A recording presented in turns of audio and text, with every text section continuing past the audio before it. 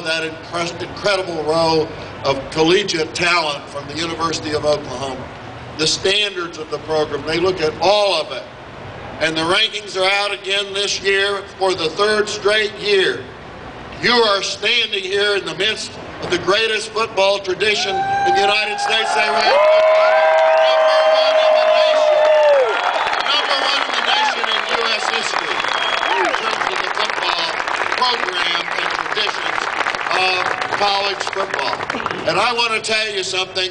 We intend to keep that number one rating forever here at the University of Oklahoma. Bob Stoops and the current group of Sooners are doing their part. So what a special day it is. What a special place it is to stand here and to think about the great tradition and to honor a man who's been such an important part of building that tradition. And he belongs here, honored here. If you think back, over to the right, Benny Owens came to Oklahoma in 1905 and began coaching. And something I didn't know about him is I've read a lot about him, but I reread some of it today that I somehow passed over. He had 4 unbeaten seasons during his time, his 22 years at OU. Now back then, they didn't give any crystal footballs, and they didn't recognize it. But I want to announce to you today that with those 4 unbeaten seasons, we don't have 7 national championships, we have 11 national championships, thanks to Benny Owens. He was a remarkable man. And something else I didn't know is that he not only coached football, but he coached basketball at the same time, and he's the only coach in U.S. history to have coached more than 100 victories in both football and basketball. What a legacy, what a record from him. And then I don't need to give the history of the next symbolic statue that stands as part of our great tradition of excellence. This university, because of his leadership, still holds forever the record for the longest number of consecutive games, victories, 47 straight victories of any college football program in the country. And he was not only a great coach, he was a great man. He did something else for America. And as I visit with our football team, and I see the diversity in our football team, and I see the opportunities that are being given to so many young men that they might not otherwise have had in their lives.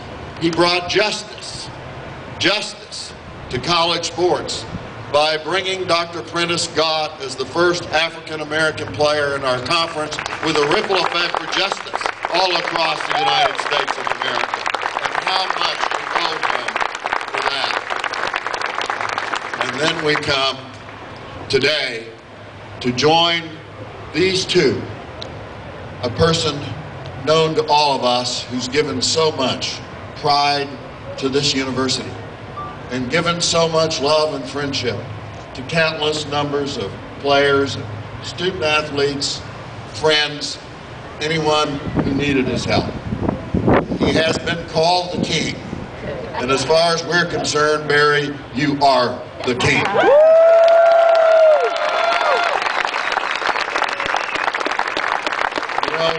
I'm not going to go into all of the record of his time as head coach because Chuck Ninus is going to do that in just a few minutes. But when you think about it, 3 national championships, when you think about what he has done in terms of 12 conference titles, 8 bowl victories, on and on, one of the winningest college football coaches in the history of this country. And we honor him for that. And we cherish him for that. But above all, we really honor him for the man that he is. There are many secrets of his success. I think we all understand it. No one in the history of coaching the game has had a greater grasp of the game itself. No one has had a greater strategic mind as a coach. But I think the real secret is the fact that no coach of any sport has ever excelled Barry Switzer in loving his players and caring about his players and always being there for his players, not just when they were here as players, but for the rest of their life. He has given them his unconditional love and support, and when needed, even years after they leave this campus, the shirt off his back if they needed it. That's Barry Switzer. That's the great heart that he has.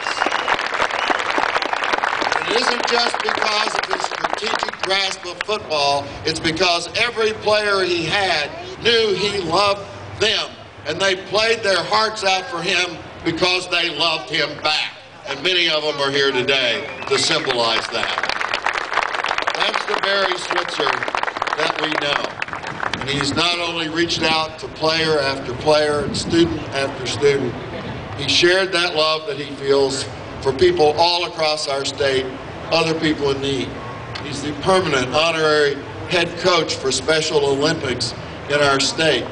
He's won the John Kennedy Award from the Knights of Columbus for his work with children who need his help, and the award from the Moran Children's Museum, and on and on and on.